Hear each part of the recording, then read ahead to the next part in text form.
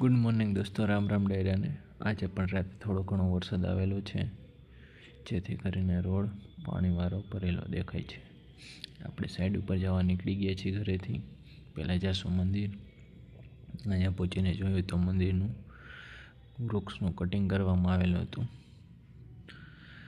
ઉપર જઈને ભગવાનના દર્શન કર્યા. ઘનશ્યામા હરે કૃષ્ણ મહારાજ ધર્મદેવના. હવે નીકળી ગયા સાઈડ બાજુ જવા. આપણે પહોંચી ગયા ઉન્નતિ ગ્રીનના ગેટ ઉપર.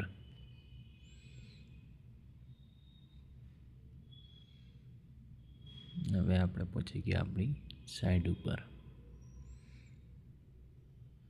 વરસાદના હિસાબે રોડ બધા ક્લીન થઈ ગયા છે. સુમિત અત્યારે આ પાઇપનું પ્લાસ્ટર કરી રહ્યો છે, જેથી કરીને આ કમ્પ્લીટ થઈ જાય પ્લાસ્ટર. આટલું બાકી છે. બીજી બાજુ બાથરૂમમાં સુરેશ ને સુખરામ બંને જરી લગાવવાનું કામ કરી રહ્યા છે. થોડી ઘણી બાકી છે સામેની દિવાલે પણ. હવે આપણે પહોંચી ગયા છીએ સ્ટોનવાળી સાઈડ, જ્યાં અનિલ અત્યારે સળિયા કાપી રહ્યો છે. એક્સ્ટ્રા બાર છે. સુશાંત સાઈડમાં ઠયો બાકી રહી ગયો તો એ લગાવી રહ્યો છે, અને આ પ્લાસ્ટર આ બાજુનું લેવાનું છે આજે. હવે નીચેના માળે સુમિત પ્લાસ્ટરનું કામ ચાલુ કરવા જઈ રહ્યો છે. ઉપર કમ્પ્લીટ કરી દીધું છે.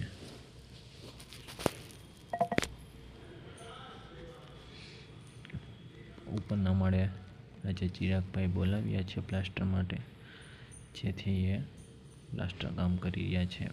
બાથરૂમના પાઇપમાં લોઢિયો કરવાનું અને લિફ્ટનું ટોટલાનું લોઢિયાનું પ્લાસ્ટર થોડું ઘણું કરી દીધું છે. નીચેની સાઈડમાં બાકી છે. જમીને પહેલાં પતી જશે. જમીને વળી પાછા ચિરાગભાઈ ઠરિયા લગાવીને પ્લાસ્ટર ચાલુ કરી દીધું છે.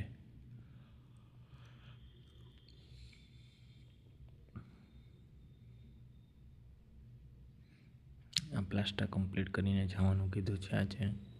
વળી પાછા આપણે સ્ટોનવાળી સાઈડ ઉપર પહોંચી ગયા, જ્યાં દિવાલનું પ્લાસ્ટર કરેલું છે અને છજાનો ટોપનું પ્લાસ્ટર ફાઇનલ કામ ચાલુ છે. રોગો લગાવીને બ્રશ લગાવી રહ્યા છે. આ બાજુ સાઈડમાં પણ પ્લાસ્ટર કરતા આવે છે. સાઈડ સાથે સાથે રબડી લગાવવાની છે, જે પછી લાગશે. હવે છજામાં નીચેની સાઈડ કામ ચાલુ કરી દીધું છે પ્લાસ્ટરનું. છજુ પણ આજે થઈ જશે.